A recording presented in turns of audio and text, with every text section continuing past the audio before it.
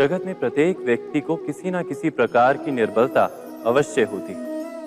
जैसे कोई बहुत तेजी से दौड़ नहीं पाता तो कोई अधिक भार नहीं उठा पाता, कोई असाध्य रोग से पीड़ित रहता है तो कोई पढ़े हुए पाठों को स्मरण में नहीं रख पाता। ऐसे अनेकों उदाहरण और भी हैं। क्या आप किसी ऐसे व्यक्ति को जानते हैं जिसे सब कुछ प्राप्त हो और हम जीवन की उस एक निर्बलता को जीवन का केंद्र मानकर जीते हैं? इस कारणवश हृदय में दुख और असंतोष रहता है सदा। निर्बलता मनुष्य को जन्म से अथवा संजोग से प्राप्त होती है, किंतु उस निर्बलता को मनुष्य का मन अपनी मर्यादा बना लेता है। किंतु कुछ व्यक्ति ऐसे भी होते हैं जो अपने पुरुषार्थ और श्रम से उस निर्बलता को पराजित कर देते हैं। क्या भेद है उनमें और अन्य लोगों में? क्या आपने कभी विचार किया है? सरल सा उत्तर है इसका। जो व्यक्ति निर्बलता से पराजित नहीं होता, जो पुरुषार्थ करने का साहस रखता है हृदय में, वो निर्बलता को पार कर जाता है। अर्थात निर्बलता अवश्य ईश्वर देता है, किंतु मर्यादा मनुष्य का मन ही निर्मित करता है। स्वयं विचार कीजिए।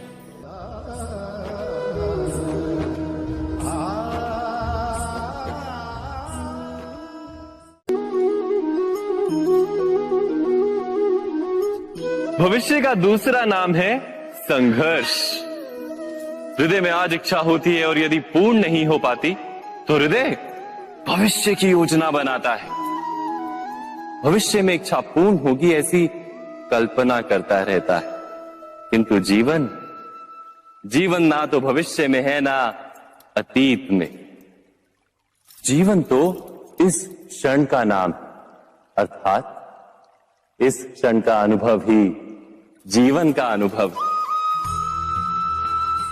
पर हम ये जानते हुए भी इतना सा सत्य समझ नहीं पाते। या तो हम बीते हुए समय के स्मरणों को घेर कर बैठे रहते हैं, या फिर आने वाले समय के लिए हम योजनाएं बनाते रहते हैं और जीवन जीवन बीत जाता है।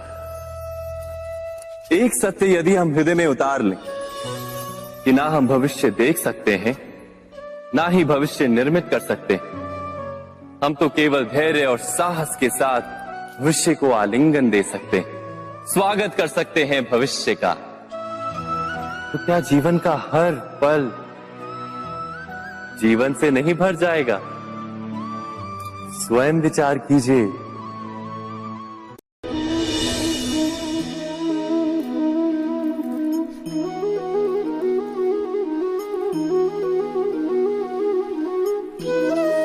ज्ञान प्राप्ति सदा ही समर्पण से होती है, ये हम सब जानते हैं। किंतु समर्पण का वास्तविक महत्व क्या है?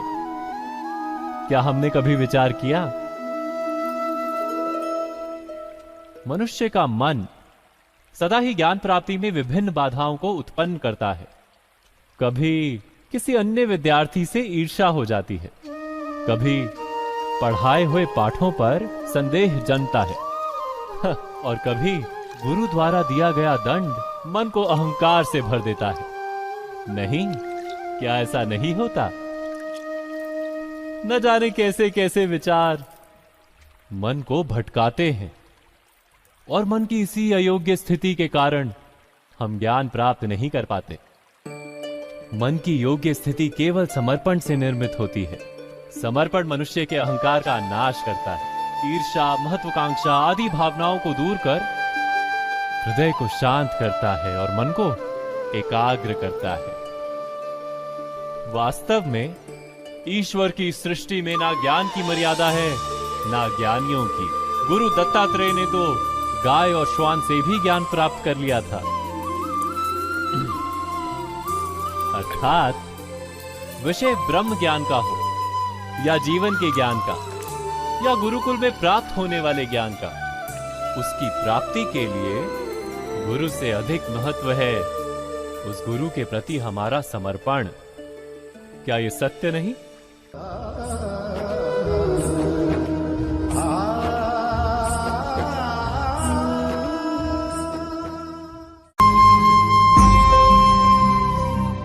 प्रत्येक मनुष्य के जीवन में ऐसा क्षण अवश्य आता है जब सारे स्वप्न, सारी आशाएं, सारे दृश्य ध्वस्त हो जाते हैं। जीवन के सारे आयोजन ही बिखर जाते हैं। एक और धर्म होता है और दूसरी ओर सुख। इसी को धर्म संकट कहते हैं। जब धर्म का वहन ही संकट हो और धर्म का त्याग ही सुख हो। विचार कीजिए, कभी किसी स्वजन के विरुद्ध सत्य बोलने का अवसर प्राप्त हो जाता है, कभी ठीक दरिद्रता के समय सरलता से चोरी करने का मार्ग प्राप्त हो जाता है, कभी किसी शक्तिशाली राजनेता या राजा के कर्मचारी का अधर्म प्रकट हो जाता है। सबके जीवन में ऐसी घटना बनती ही रहती है। अधिकतर लोग ऐसे किसी क्षण को धर्म संकट के रूप में जान ही नहीं पाते। हमें किसी प्रकार के संघर्ष का अनुभव ही नहीं होता। सहजता से सुख की ओर खींचे चले जाते हैं, जैसे मक्खी गुड़ की ओर खींची चली जाती। वास्तव में धर्म संकट का क्षण ईश्वर के निकट जाने का क्षण होता है। यदि हम संघर्षों से भयभीत ना हो, सुख की ओर आकर्षित ना हो, अपने धर्म पर दृढ़ रहे, तो ईश्वर का साक्षात्कार दूर नहीं।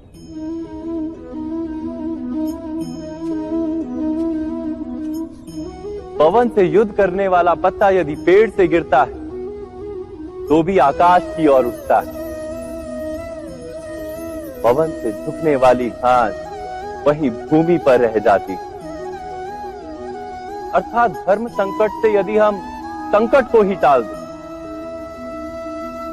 तो सुख तो मिलता है, जीवन बढ़ता है, किंतु क्या चरित्र नहीं टूटता? क्या आत्मा दरिद्र नहीं हो जाती? क्या ईश्वर से अंतर नहीं हो जाता? स्वयं विचार कीजिए।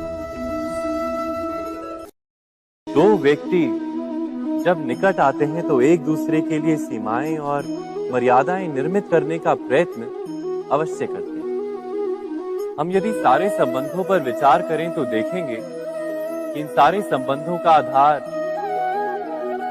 यही सीमाएं हैं जो हम दूसरों के लिए निर्मित करते हैं। और यदि अनजाने में भी कोई अन्य व्यक्ति इन सीमाओं को तोड़ता है तो उसी क्षण हमारा हृदय क्रोध से भर जाता है। इन सीमाओं का वास्तविक रूप क्या है? क्या हमने कभी विचार किया? सीमाओं के द्वारा हम दूसरे व्यक्ति को निर्णय करने की अनुमति नहीं देते, अपना निर्णय उस व्यक्ति पर थोपते, अर्थात किसी की स्वतंत्रता का अस्वीकार करते हैं। और जब स्वतंत्रता का अस्वीकार किया जाता है तो उसका हृदय दुख से भर जाता है। और जब वो सीमाओं को तोड़ता है तो हमारा हृदय क्रोध से भर जाता है। क्या ऐसा नहीं होता?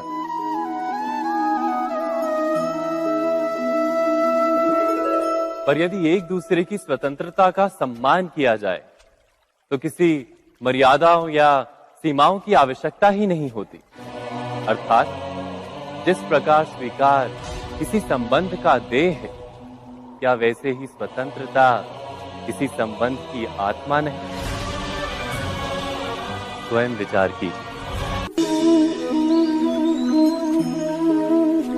सबके जीवन में ऐसा प्रसंग अवश्य आता है कि सत्य कहने का निश्चय होता है हृदय में, किंतु मुख से सत्य निकल नहीं पाता। कोई भय मन को घेर लेता है। किसी घटना अथवा प्रसंग के बारे में बात करना या फिर स्वयं से कोई भूल हो जाए उसके बारे में कुछ बोलना, क्या ये सत्य है? नहीं, ये तो केवल तथ्य है। अर्थात जैसा हुआ था वैसा केवल बोल देना सामान्य सी बात। किंतु कभी कभी उस तथ्य को बोलते हुए भी भय लगता है। कदाचित किसी दूसरे की भावनाओं का विचार आता है मन। दूसरे को दुख होगा ये भय भी शब्दों को रोकता है। तो ये सत्य क्या है? क्या हमने कभी विचार किया है? जब भय रहते हुए भी कोई तथ्य बोलता है तो वो सत्य कहलाता है। वास्तव में सत्य कुछ और नहीं, केवल निर्भयता का दूसरा नाम है। और निर्भय होने का कोई समय नहीं होता, क्योंकि निर्भयता आत्मा का स्वभाव है। अर्थात क्या प्रत्येक क्षण सत्य बोलने का क्षण नहीं होता?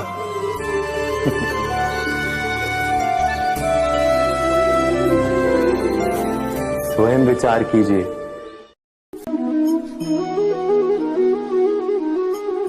श्रेष्ठता का क्या अर्थ है? श्रेष्ठता का अर्थ है दूसरों से अधिक ज्ञान प्राप्त करना। अर्थात मूल्य इस बात का नहीं कि स्वयं कितना ज्ञान प्राप्त किया, मूल्य इस बात का है कि प्राप्त किया हुआ ज्ञान अन्य लोगों से कितना अधिक है। अर्थात श्रेष्ठता की इच्छा ज्ञान प्राप्ति को भी एक स्पर्धा बना देती है। और स्पर्धा में विजय अंतिम कब होती है?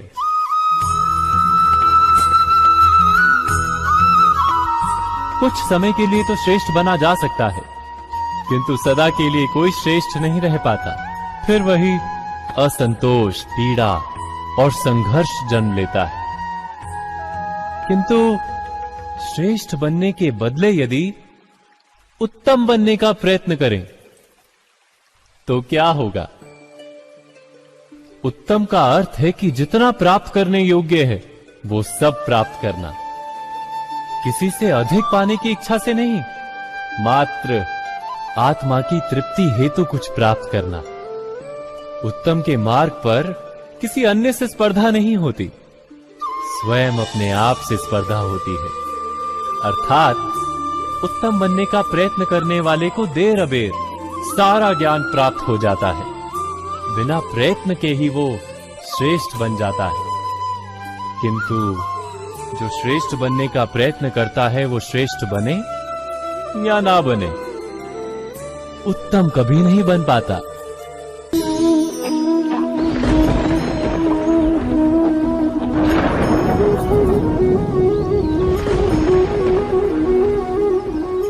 सपनों और पूर्वाभासों के आधार पर हम भविष्य के सुख दुख की कल्पना करते हैं। भविष्य के दुख का कारण दूर करने के लिए हम आज योजना बनाते हैं।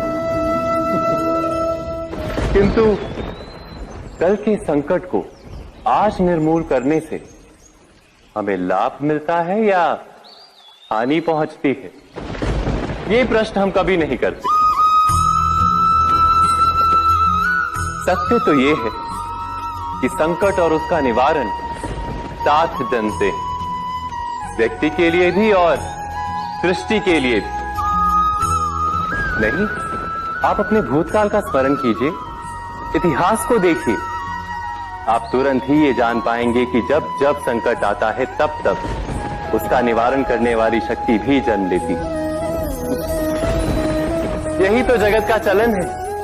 वस्तुतः संकट ही शक्ति के जन्म का कारण है। प्रत्येक व्यक्ति जब संकट से निकलता है तो एक पद आगे बढ़ा होता है, अधिक चमकता है, आत्मविश्वास से अधिक भरा होता है, न केवल अपने लिए अपितु विश्व के लिए भी।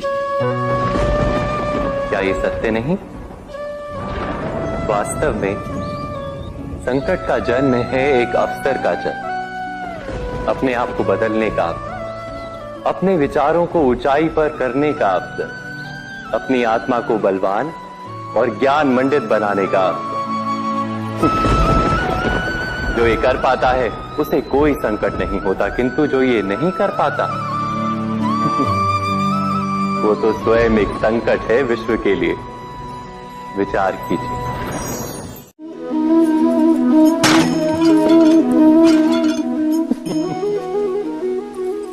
कभी कभी कोई घटना मनुष्य के जीवन की सारी योजनाओं को तोड़ देती और मनुष्य उस आघात को अपने जीवन का केंद्र मान लेता। पर क्या भविष्य मनुष्य की योजनाओं के आधार पर निर्मित होते हैं? नहीं। जिस प्रकार किसी ऊंचे पर्वत पर सर्वप्रथम चढ़ने वाला उस पर्वत की तलाई में बैठकर जो योजना बनाता है, क्या वही योजना उसे उस पर्वत की चोटी तक पहुंचाती है? नहीं। वास्तव में वो जैसे जैसे ऊपर चढ़ता है वैसे वैसे उसे नई नई चुनौतियां, नई नई विडंबनाएं, नए नए अवरोध मिलते हैं। प्रत्येक पद पर वो अपने अगले पद का निर्णय करता है। प्रत्येक पद पर उसे अपनी योजनाओं को बदलना पड़ता है। कहीं पुरानी योजना उसे खाई में ना ढकेल दे। वो पर्वत को अपने योग्य नहीं बना पाता, केवल स्वयं को पर्वत के योग्य बना सकता है। क्या जीवन के साथ भी ऐसा ही नहीं? जब मनुष्य जीवन में किसी एक चुनौती को, एक अवरोध को अपने जीवन का केंद्र मान लेता है, अपने जीवन की गति को ही रोक देता है, तो वो अपने जीवन में सफल नहीं बन पाता और ना ही सुख और शांति प्राप्त कर पाता। अर्थात जीवन को अपने योग्य बनाने के बदले स्वयं अपने को जीवन के योग्य बनाना ही सफलता और सुख का एकमात्र मार्ग नहीं? स्वयं विचार कीजिए।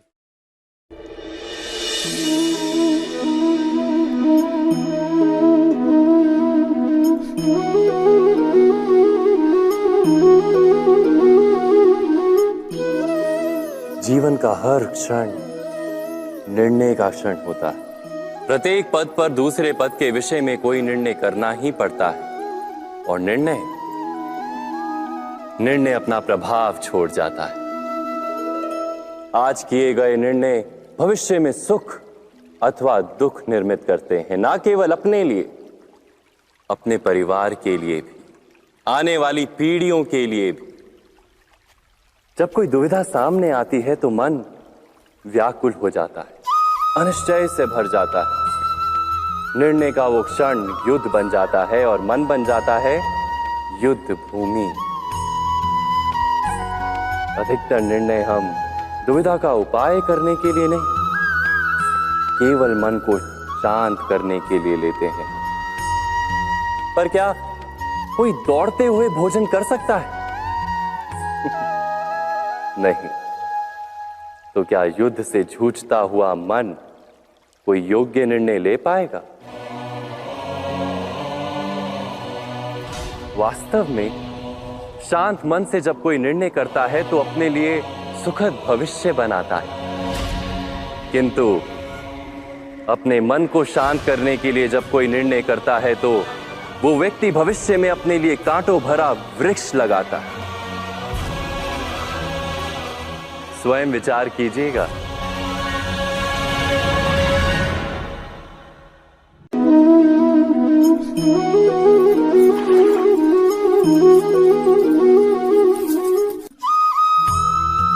जीवन में आने वाले संघर्षों के लिए जब मनुष्य स्वयं को योग्य नहीं मानता, जब उसे अपने ही बल पर विश्वास नहीं रहता, तब वो सद्गुणों को त्याग कर दुर्गुणों को अपनाता है।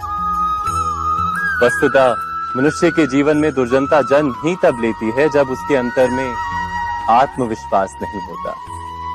आत्मविश्वास ही अच्छाई को धारण करता है। ये आत्मविश्वास है क्या?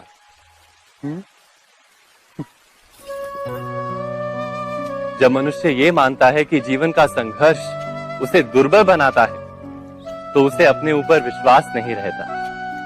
वो संघर्ष के पार जाने के बदले संघर्ष से छूटने के उपाय ढूंढने लगता है। किंतु जब वो ये समझता है कि ये संघर्ष उसे अधिक शक्तिशाली बनाते हैं, ठीक जैसे व्यायाम करने से देह की शक्ति बढ़ती है, तो प्रत्येक संघर्ष के साथ उसका उत्साह बढ़ता है। अर्थात आत्मविश्वास और कुछ भी नहीं, मन की स्थिति, जीवन को देखने का दृष्टिकोण मात्र है। और जीवन का दृष्टिकोण तो मनुष्य के अपने वश में होता है। स्वयं विचार कीजिए।